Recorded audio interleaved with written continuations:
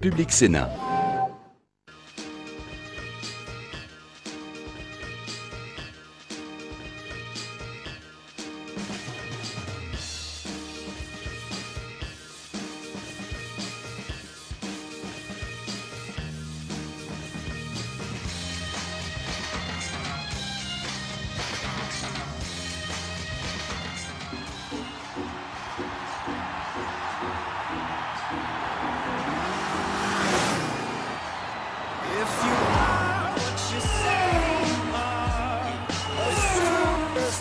Bienvenue à toutes et à tous dans un monde de bulles, la seule émission entièrement dédiée, dévouée, vous le savez, à la bande dessinée au 9e art. Aujourd'hui, on va conjuguer cette émission façon VIP, totalement star et paillettes. Mais attention, pas ces petites stars qui ont envahi la bande dessinée pour nous donner un spectacle parfois pas génial. Non, non, les vrais, ceux qui aiment la bande dessinée, comme par exemple Alexandre Astier, Monsieur Kaamelott, parti de rien, devenu aujourd'hui culte avec sa série Kaamelott, ces chevaliers complètement dézingués du Moyen-Âge. Nous sommes allés à sa rencontre puisque la bande dessinée adaptée de la série télé cartonne en bande dessinée. C'est parti, messieurs, dames. Depuis 2005, Kaamelott fait hurler de rire des millions de téléspectateurs, ou plus précisément, Alexandre Astier, alias le roi Arthur de Bretagne, armé de son épée Excalibur. Excalibur, ça rigole pas ce machin, il paraît. Une technique comme une autre, hein. Alors là... Bon bah, on essaye.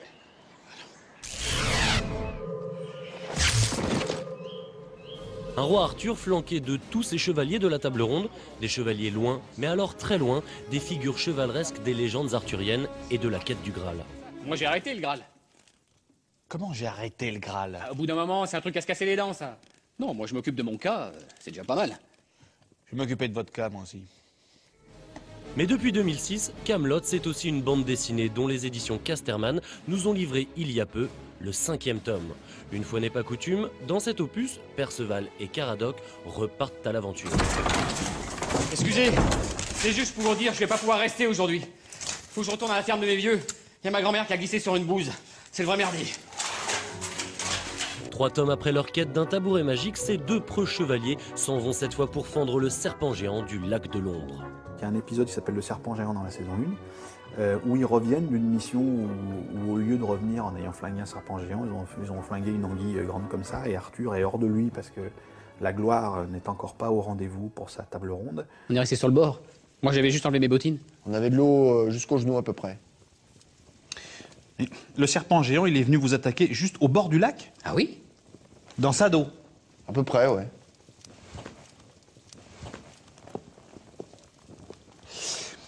Il était grand comment à peu près ce serpent géant?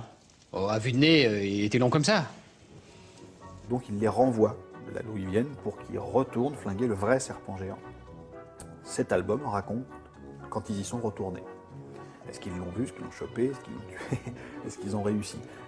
Une expédition à haut risque au cours de laquelle nos deux compères ne devront leur salut qu'à des tourtes au fromage. Les tourtes au fromage, je sais même pas si j'en ai déjà bouffé dans ma vie des tourtes au fromage, mais j'ai eu envie que Caradoc, qui est donc un palais des plus critiques qui soit, trouve un truc parfait. Il tombe une fois dans sa vie sur un truc qui est proche du parfait, du divin, quoi. Une tourte au fromage. On ne retrouve évidemment pas en planche tous les invités ayant fait une apparition, d'ailleurs plus d'une pour certains. Ouais, bah oui, ça fait combien à peu près? Dans les... combien à peu près? Je sais rien. Mais la fine équipe est bien là, le roi Arthur, le seigneur Léodagan, Bort, le père Blaise, Dame Guenièvre et bien sûr Merlin, et le ton auquel on est habitué est au rendez-vous. De la gouaille, franche et argotique à souhait à la Audiard. Je me comprends. Ah bah je sais pas comment vous faites.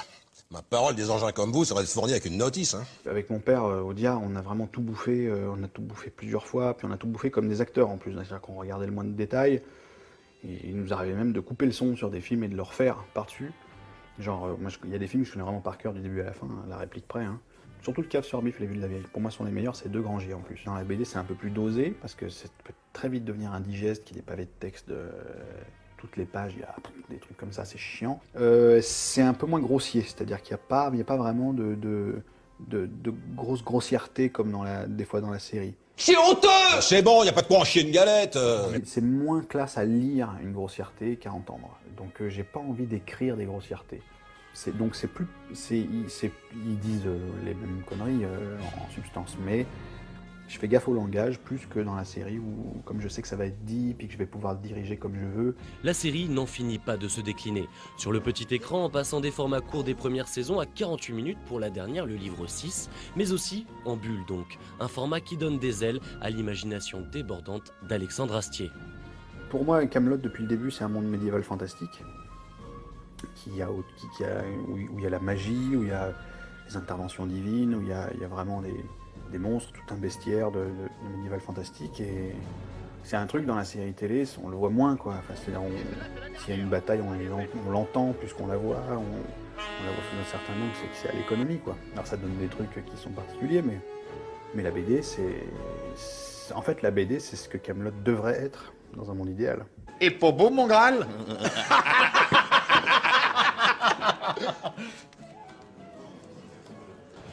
Axel Lafont, humoriste, comédienne, et bien aussi dans une bande dessinée, évidemment. Marly, Casse-toi, belle-mère, c'est le titre de cet album, chez Hugo et bande dessinée, ça veut tout dire. Ça raconte un peu les... Ah, salut.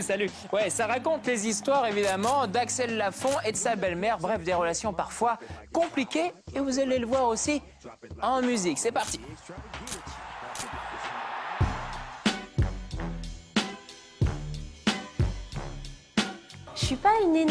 J'étais pas une énorme lectrice de BD. Il y en a quelques-unes que j'adore et Moi, quand j'étais plus jeune, beaucoup plus jeune, j'étais adolescente, je lisais Hadji. Voilà, ça j'ai ce souvenir-là, mais sinon, maintenant il y a des choses que j'aime, des dessinateurs que j'aime, mais j'ai pas été, mon enfance n'a pas été baignée de BD, non. J'y connaissais strictement rien. Et quand les éditeurs de chez Hugo sont venus me chercher, j'étais très étonnée. En gros, ils m'ont dit on adore ce que tu écris et on aime bien ton ton. Et on aimerait faire quelque chose avec toi. On a parlé de différentes choses.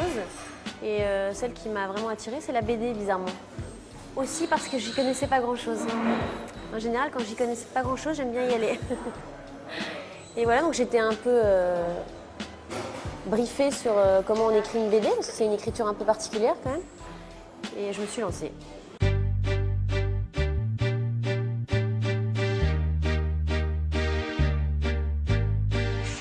La vraie trouvaille en fait quand on est belle-mère, ne jamais prendre la place de la mère. Axel, j'ai faim. Mais Choupinette, je ne suis pas ta maman. Je ne peux pas te faire à manger. Mais j'ai faim, moi. Écoute, bah tu sais où est la gazinière, les allumettes, t'as bientôt 5 ans, fais ce que t'as à faire. Bon bah elle y est allée, elle s'est brûlée quoi, normal hein. Bah ouais, tu t'es brûlé, quoi.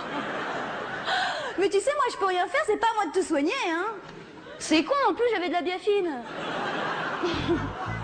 Marny, donc, ma BD, mon adolescente Marny de 15 ans. Je tenais à ce que la BD... J'avais le choix entre faire un sketch par page, une petite histoire courte, en fait, par page, ou alors faire une histoire continue. Je voulais absolument que ce soit une histoire continue. Mon spectacle de One Woman Show était une histoire un peu continue. J'adore essayer d'écrire des films et tout ça. Donc, et puis ça m'emmène plus dans une histoire, moi, que d'écrire un... Et puis une histoire par page, c'était plus une écriture de sketch et j'avais déjà beaucoup donné. Donc voilà, donc j'étais vraiment convaincue à l'idée que je voulais écrire une histoire. Et là où ça se rejoint un peu sur l'écriture, c'est que même si c'était une histoire continue, Marny, il faut, en fait, l'impératif que j'ai appris en écrivant la BD, c'est qu'à la fin de chaque page, il faut qu'il y ait un demi-suspense pour qu'on ait envie de tourner la page. Voilà. Vraiment, je dis un demi-suspense, mais il faut qu'il y ait un petit challenge, voilà, qui donne envie de tourner la page, ce que je ne savais pas. Et en ça ressemble un petit peu à l'écriture de sketch. C'est pas une chute, c'est un petit challenge qui fait qu'on tourne la page.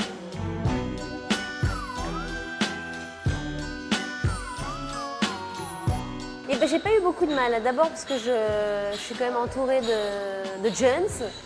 Voilà, donc je les observe et je me sens pas, c'est toujours ça, hein, quand on devient vieux, on ne se sent pas vieillir et on a l'impression d'être toujours ado. Donc non, et puis le langage, en fait, à part tout ce qui est abréviation qui est très du moment actuel chez les ados, en tout cas chez certains, Le langage, j'ai un peu parlé comme je parle moi, donc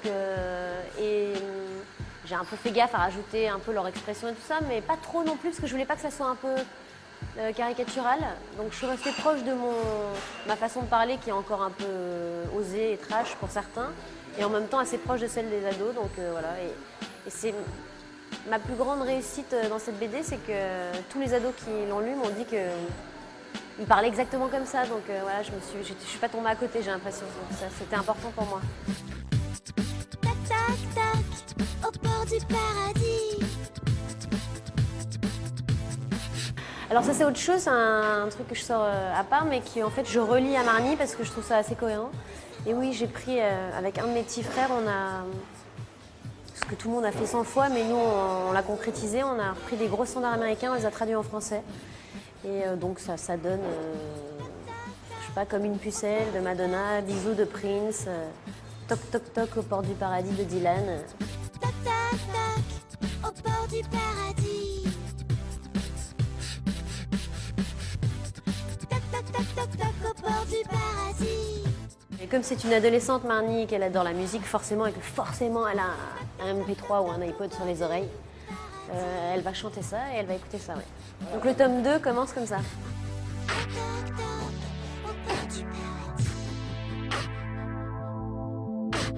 On continue cette aventure totalement VIP, stars et paillettes. Souvent, il n'y a qu'un tout petit pas entre le 9e et le 7e art. Or, souvent, c'est très médiocre, on peut le dire. Souvent, c'est passionnant, comme par exemple Gainsbourg vie héroïque. Bref, il y a plein d'aventures qui marchent très bien. Si je vous dis L'élève du Cobu, série à succès pour les gamins depuis un bon nombre d'années, qui va être désormais adaptée au cinéma en juin prochain. Avec dans le rôle du professeur totalement dézingué, Monsieur Elie Semoun, rencontre avec l'acteur humoriste qui a bien apprécié cette plongée dans la bande dessinée. Il aura fallu 17 tomes à l'élève du Cobu avant d'être adapté sur grand écran. L'éternel cancre tricheur qui ne sait plus quoi inventer pour copier sur sa voisine passera du 9e au 7e art dès le mois de juin. Dans le rôle du sévère Monsieur Latouche, l'acteur et humoriste Elie Semoun, un personnage qu'il lui a dû réinventer pour pouvoir pleinement l'interpréter. Le personnage que j'interprète, il est génial. C'est un fou total, déjanté, psychorigide. C'est passionnant. Pour moi, en tant qu'acteur, c'est un de mes plus beaux rôles, quoi, de comédie en tout cas. Parce que les pitreries, les singeries, c'est fini. On n'est pas à la foire à la saucisse ici. On est à l'école. Je lui ai inventé une vie, je lui ai inventé... il vit chez sa maman, on savait pas. Dans la BD, on sait pas qui il est. On ne sait pas s'il a des frères, des sœurs, un père, une mère. Donc là, on a été obligé de... Enfin, j'ai été obligé de gratter le personnage et de lui inventer une vraie vie, quoi. Vous allez voir le film, c'est un grand malade, ouais. Un grand malade. Si la bande dessinée de Zidrou et Gaudi s'attache exclusivement à du Cobu, à Léonie, la première de la classe, et à Monsieur Latouche, le réalisateur Philippe de Chauvron a dû faire preuve d'imagination. Pour donner vie à l'école Sainte-Potache et corps à notre cancre préféré, il a développé des dimensions presque inédites sur le papier, en développant par exemple la vie de famille des personnages principaux.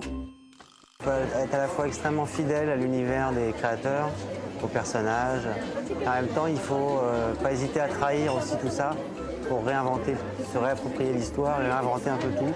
Parce que c'est un autre, le cinéma et la BD, c'est rien à voir. Donc si on se contente de faire un copier-coller de la BD, ça fait pas un film. Voilà, donc c'était ça l'idée, c'est de tout garder, de tout changer.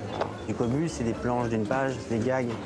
Donc on peut pas faire un film qu'avec des gags, il faut une vraie histoire. Donc on a dû construire une vraie histoire avec un début, une fin, des enjeux dramatiques. Voilà, sur 1h30, c'est une vraie différence en fait. Le temps d'une séance de dédicace lors du dernier festival d'Angoulême, la fine équipe du film s'était jointe aux parents d'eux du Cobu. Gaudi, l'un de ses deux papas, est ravi du résultat et a d'ores et déjà adopté les libertés scénaristiques du réalisateur. Ça, c'était formidable.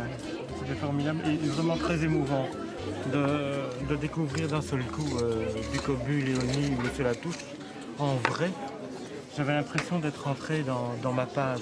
Je vais terminer l'album qui va sortir au mois de juin et puis on a rajouté d'autres pages qui intègrent un nouveau personnage qui est dans le film, qui est Mademoiselle Rateau, qui est le professeur de solfège et de musique. Malgré les zéros, les punitions et les heures passées au coin, le cancre en aura fait du chemin. Depuis ses premières apparitions dans le journal belge Tremplin en passant par le journal de Mickey, pour se retrouver bientôt en chair et en os dans toutes les salles obscures. Allez, on continue nos aventures dans un monde de bulles totalement VIP. Star and People. C'est un pic, c'est un rock, que dis-je, c'est une bande dessinée, pourrait s'exprimer Marc Lévy, le plus successful écrivain français en France et à l'étranger depuis une dizaine d'années, se penche désormais sur la bande dessinée. Alors évidemment, tout le monde va crier, mais que fait Marc Lévy dans la bande dessinée? Eh bien, messieurs, dames, c'est un vrai passionné, vous allez le découvrir. Voilà, il a passé son enfance à lire de la bande dessinée. Aujourd'hui, ces personnages prennent vie en case et en bulle. Un vrai plaisir pour lui. C'est parti.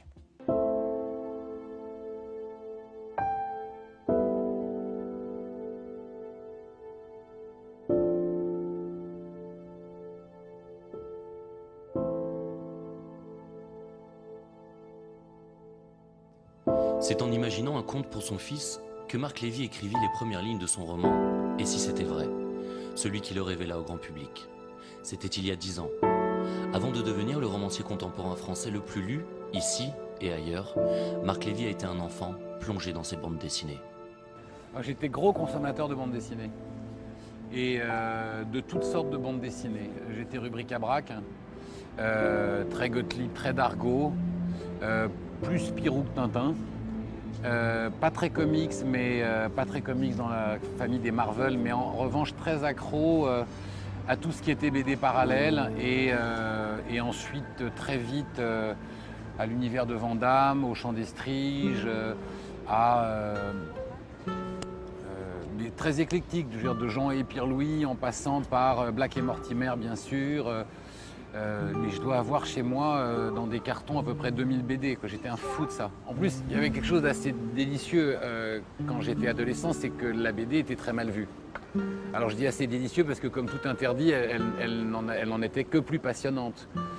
Donc il y avait les BD qu'on ramenait à la maison et il y avait toutes les BD qu'on allait lire chez les libraires, bien entendu. Ça a été un formidable catalyseur d'imaginaire.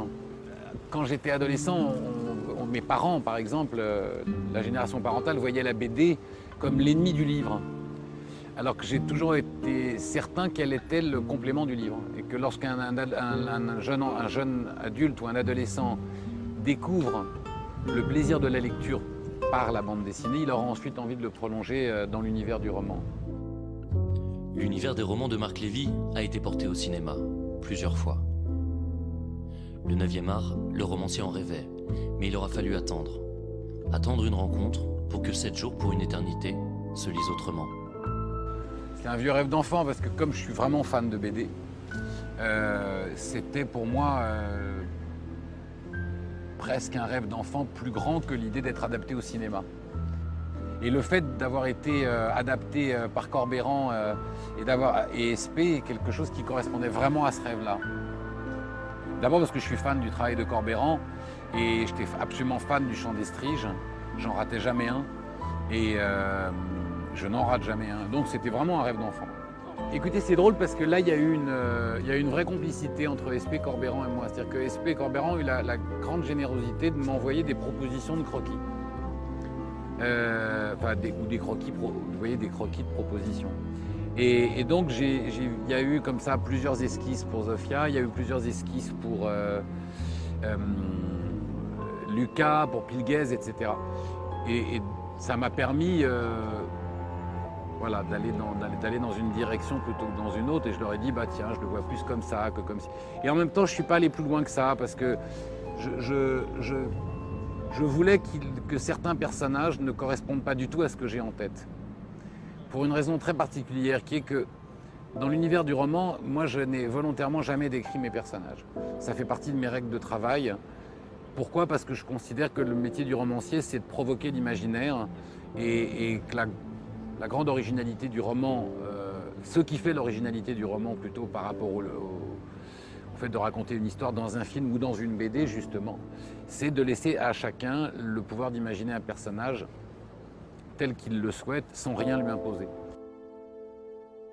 Et je me souviens d'une interview avec un de vos confrères qui me soutenait mordicus qu'une héroïne de mes romans était blonde aux yeux bleus. Et j'avais beau lui jurer que je ne l'avais jamais écrit, pendant toute l'interview, je cherchais dans le livre l'endroit où je l'avais dit. Et évidemment, je ne l'avais jamais dit. Mais en même temps, ça me rendait très très heureux que ce journaliste ait une conviction intime de la description du personnage. Parce que j'ai l'impression que l'artisan, à ce moment-là, a fait son métier. Donc quand on va dans l'adaptation BD, c'est la vision d'Espée et de Corbeyran.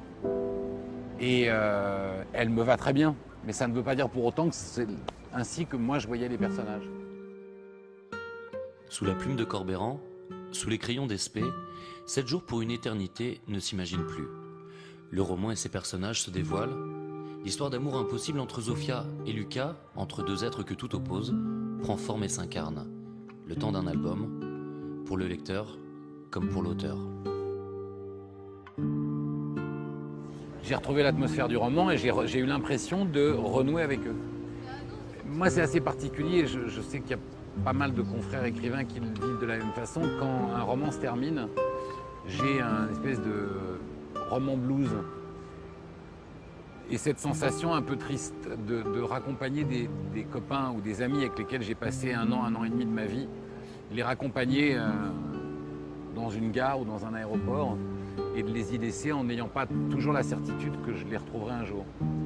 À tel point d'ailleurs que ce manque de personnages m'a parfois poussé à écrire, comme dans le cadre de Si c'était vrai, une suite où je n'ai écrit cette suite que parce que j'avais envie de retrouver les personnages. Et le premier jour et la première nuit, le roman que j'avais imaginé faire 350 pages, on a fait 1000 parce que je n'arrivais pas à quitter les personnages.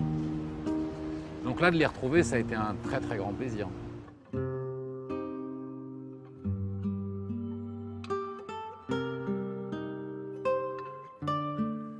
Lorsque Johan Sfar, l'une des grandes stars de la bande dessinée des 10 dernières années et maintenant du cinéma, en plus, messieurs, dames, avec un César à la clé, rencontre Marc Chagall, l'un des plus grands peintres du XXe siècle, je vous rassure, le rencontre sur le papier, évidemment, ça donne des étincelles, le talent de Johan Sfar à l'état pur et le talent, la vie de Marc Chagall à l'état pur aussi. Bref, 2 diamants bruts à déguster avec plaisir. C'est parti. Cela faisait un moment que Johan Sfar s'était éloigné de ses crayons. Pour son retour, il s'est emparé d'une grande figure juive de l'art du XXe siècle, Marc Chagall. Dans une biographie très libre, un peu comme pour son Gainsbourg, une fois n'est pas coutume après tout, poétique, fantasmé, au beau milieu d'une Russie proche de sa révolution. J'essaie de mettre en avant des personnages qui donnent envie d'aimer la France, c'est tout bête, hein. Et j'ai l'impression que la principale difficulté en France en ce moment, c'est qu'on ne s'aime pas. Les gens ne s'aiment pas eux-mêmes, ou les différentes communautés qui vivent sur le sol français s'aiment de moins en moins. Et j'essaie de trouver les mecs dont on est fier et dont on a envie de parler. Donc Chagall, le Russe qui a trouvé refuge à Paris, qui a peint le plafond de l'opéra, enfin, c'est une histoire qui me plaît bien. Ça, c'est un aspect. Et après, l'autre, c'est la soi-disant naïveté de certains artistes, que ce soit Prévert, que ce soit Chagall, que ce soit Saint-Exupéry aussi. Bon, il a vu assez d'horreur en Russie pour qu'on ne le suspecte pas de ne pas savoir à quoi ressemble le vrai monde. Et en même temps, il peint des amoureux qui s'envolent et qui s'embrassent. Et il y a une phrase de lui que j'aime bien, il disait « Je voudrais prendre tous les juifs de mon village et les mettre en sécurité dans mes tableaux ». Peut-être c'est un peu ça que j'ai voulu raconter, enfin je sais pas. Chagall peint et il aime ça. Et Chagall est amoureux. Mais la famille et les traditions s'en mêlent, alors un rabbin répondra peut-être à ces questions. Sur les routes d'une Russie, elle aussi en proie au doute, Johan Sfar nous livre un conte yiddish, le voyage initiatique d'un artiste. L'histoire est en 2 livres. Dans le premier livre, on a le sentiment qu'il est question d'un violon sur le toit. Et quand on va arriver dans le deuxième, on va se rendre compte que la réalité est beaucoup plus abominable. Ce qui m'amuse, c'est de commencer dans Un violon sur le toit et de terminer chez Enoch Levin. C'est-à-dire de terminer c'est pas que ce soit abominable, mais c'est que ça devient jusqu'où on peut aller en mélangeant des scènes tendres et amoureuses et des scènes atroces. Et quand on fait de la BD depuis un moment, on a envie de péter un peu la machine, de voir jusqu'où on peut la pousser et mettre côte à côte une scène où il y a une petite sœur qui interroge sa grande sœur sur ses histoires d'amour et la scène d'après des Cosaques qui violent des gens, ça m'amuse. Et le tout dessiné comme si... Mon tableau préféré de Chagall, c'est un tableau qui s'appelle « À la Russie, aux ânes et aux autres ». Il dépeint une nana qui laboure son champ et qui vient de se faire trancher la tête. Alors sa tête est à 2 mètres au-dessus de son corps, il y a du sang partout et elle continue à labourer. Et il n'y a que lui qui peut faire ça avec joie. Et l'idée pour moi, c'est l'anti-naïveté, c'est une prise de conscience presque du côté sanguinaire et forain du cirque humain. Johann Sfar renoue avec la culture juive, celle dans laquelle il a baigné enfant. On retrouve dans l'album tous les ingrédients du conte juif, le tout orchestré avec beaucoup d'ironie.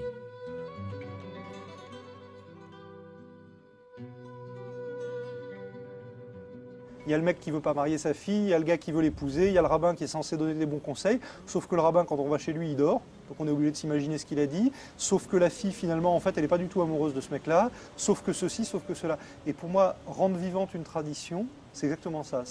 Tu racontes le même truc, mais autrement. Donc, mais c'est de la même manière que quand Clint Eastwood fait son western, il reprend le western à sa façon. Je ne me prends pas pour Clint Eastwood, mais j'essaie de refaire des contes yiddish. Quand les frères Cohen font Serious Man l'an dernier, c'est exactement ce qu'ils font. C'est-à-dire ce monde où, avant que tu aies réglé un problème vital, il t'en arrive un autre sur le coin de la gueule, donc c'est pas la peine de te poser la première question, ça c'est juif. Johann Sfar en a soupé de la religion. Un père séfarade, une mère ashkénaze, les cours d'hébreu, mais un grand-père anticlérical. La terreur des rabbins d'après lui. Le petit-fils a bien appris la leçon.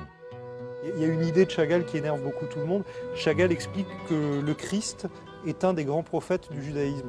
C'est formidable, pour lui c'est un grand rabbin. Ça fait chier les juifs, ça fait chier les chrétiens. Si ça fait chier tout le monde, ça me plaît. Donc évidemment, je suis le premier à le mettre dans ma BD.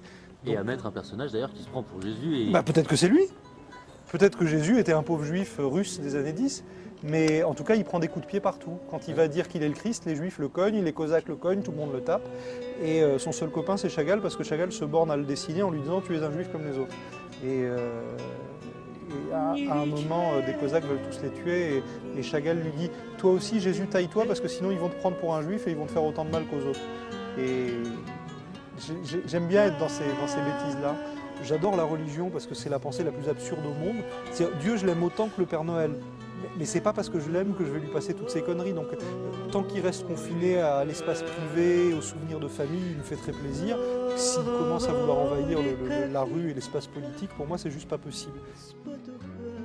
C'est la fin de cette émission totalement vieille piste, arrêt paillettes d'un monde de bulles. J'espère que vous avez découvert de nouveaux univers que vous ne soupçonniez peut-être pas. Toutes les infos d'un monde de bulles, c'est sur unmondedebulle.com. Évidemment, les coulisses et les coups de cœur, bande dessinée. Publicsena.fr pour les podcasts et les VOD gratuités limitées. Métro, tous les jeudis matins, mon coup de cœur. Et puis aussi, si vous aimez Facebook, Facebookien, Facebookienne, vous pouvez me retrouver sur ma page personnelle ou sur la page de l'émission. Ciao et à la semaine prochaine. Allez, on y va.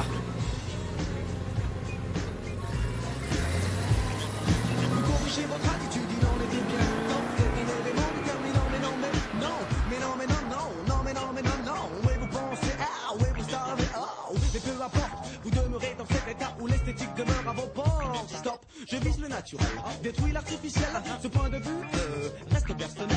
En d'autres termes, celui de qu'un point met le ciel.